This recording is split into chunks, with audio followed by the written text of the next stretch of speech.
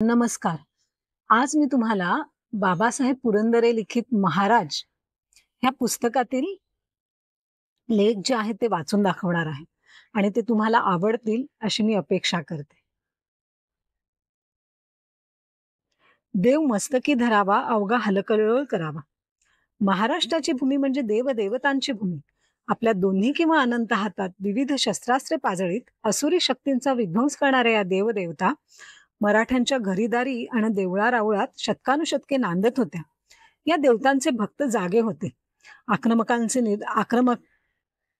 निर्दालन या असंख्य हातांनी घडत होते. म्हणजेच ही दैवते आपल्या भक्तांच्या तनमनात जागृत होती. हातात शस्त्र नाही अशी एकही देवता महाराष्ट्रात नांदत नव्हती. स्वातंत्र्यासाठी, स्वधर्मासाठी, संत सज्जनांच्या परित्राणासाठी अन दुर्जनांच्या निर्दलनासाठीच हौसेने जगा आणि हसत हसत थाटाने मरा अशीच ही दैवते मराठ्यांना सांगत होती, शिकवत होती. देहभान विसरून भक्ती करताना व शौर्य गाजविताना व शेतातील फळ्यावर काम करताना मराठी माणसाचा घोष जयघोष असे. हर हर महादेव, जय भवानी, उदो उदो उदो, जय येळकोट मल्हार, पुंडलीक वरदा, हारी विठ्ठल.